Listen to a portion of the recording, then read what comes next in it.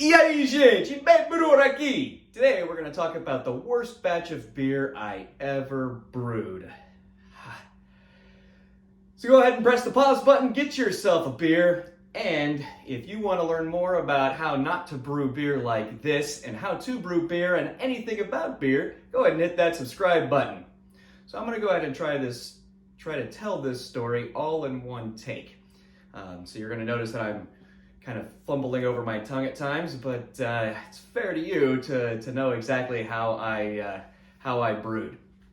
So back in the 307 brewery, where I learned to brew, I learned with a gentleman named Jeff. Now, Jeff was the head brewer for really a long time there, and the first batch that I led was the one I'm going to tell you about. It was a mini mash. It was the first time that either of us really got involved with grains. Now, a normal, sane person would go ahead and walk through the process, study the things that he didn't know, and then go ahead and get started. I was not sane, and that is not what I did. So what we did, instead of raising that water up to 155 degrees so that we could go ahead and mash, we boiled the water and threw the grains in. Now, there's a lot of times that I have heard that coffee is tannic or the wine is tannic, and I've even heard it about tea. Now, the flavor that came off of this batch of beer, tannic is not really a flavor. It's kind of like getting a zester and scraping it along both sides of your tongue, lighting a Bic lighter and trying to burn through the tip of your tongue all the way to the back of your skull.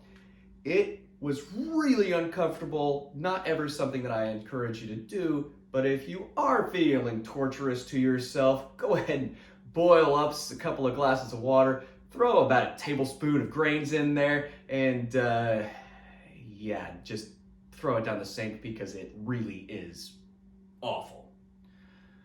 So the rest of our boil went fairly standard, how we normally do.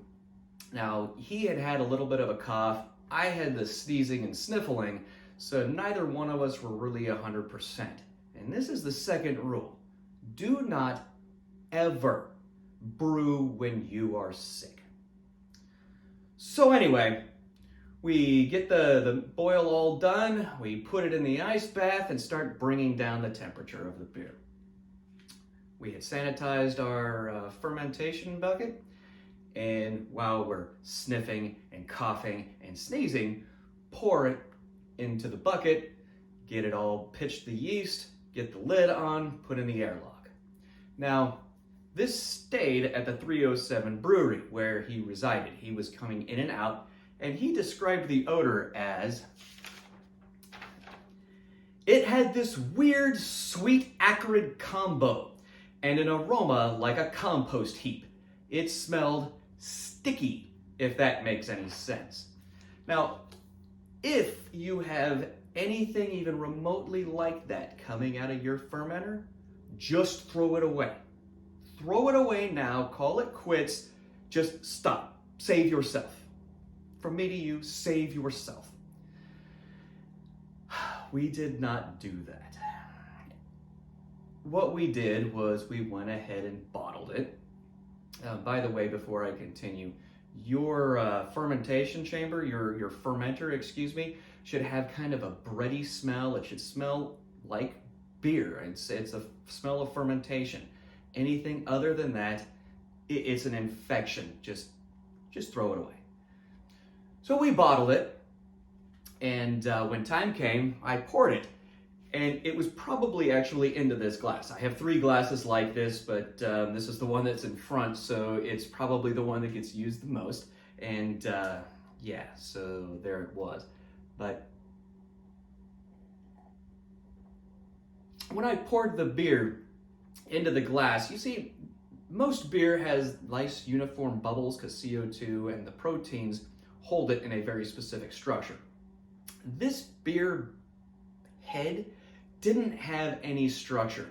One of the bubbles took up approximately 1/3 of the glass and was about 1.5 inches tall. It had 3 smaller bubbles that could probably fit a quarter inside of them, and maybe about 10-15 bubbles that looked like regular carbonation you would expect. Now the aroma was god-awful. I am not going to explain it, that's pretty well done back at the fermenter. But I went ahead and I drank this horrible, horrible beer. Words defy the flavor of what this god-awful thing was. I would rather lick a skunk's butthole than drink that again. It was terrible. Now, Papazian put in his book, and many of the other brewers will put in their books, that infections taste vaguely of Band-Aids. Man, I would rather eat a box of Band-Aids than drink that stuff. Yet vaguely there was a hint of like a Band-Aidy flavor, but it was just god awful and completely undescribable, and the burning from the tannins. Now, I am really not sure what was worse, if it was the flavor of this nasty, nasty thing, or the odor of the explosive diarrhea it caused. It was awful. I had to change underwear twice. I was stuck in the bathroom for 8 hours. It was terrible. All around, awful, awful, awful experience. I hope to save you from that with all of my video series, and that's all we have today. Give us a like if you enjoyed this story, and until next time, you have a good one.